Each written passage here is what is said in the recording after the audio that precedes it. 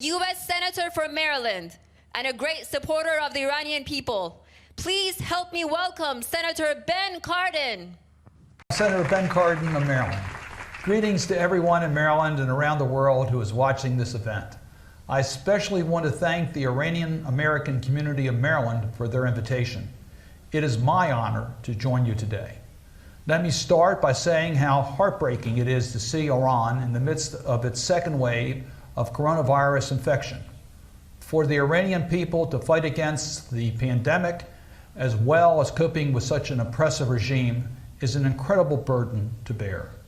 But we cannot let this global health crisis deter us from continuing to fight for human rights all over the world.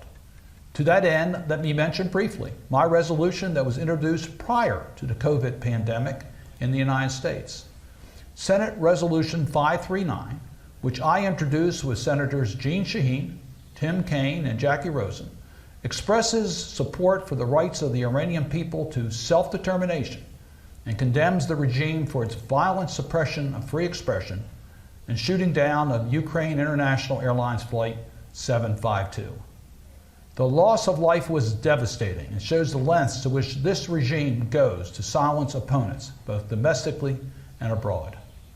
Our resolution supports the rights of all Iranians, wherever they are in the world, to peacefully assemble and protest the Iranian government without fear of violence or reprisal. It also calls on the administration to do everything possible to ensure free and uninterrupted access to the internet for the Iranian people. Finally, the resolution urges the U.S. President and Secretary of State to work with the international community to ensure that members of the Iranian regime be held accountable for their violations of human rights.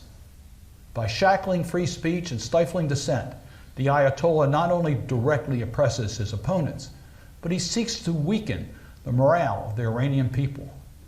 Our resolution sends a valuable message to the regime, and more importantly, to the brave Iranians risking arrest and physical harm as they exercise the freedom of speech and assembly long denied to them. Our message is simple. The world's most powerful democracy condemns the suppression of human rights and free expression everywhere in the world, and that we stand with the people of Iran. The fight is not over. The Iranian people are brave and resilient, and you are continuing to wage a heroic uprising against the corruption and brutality of the regime. The brighter future is within reach in Iran. I will keep working to ensure the United States, in cooperation with the entire international community, helps you get there.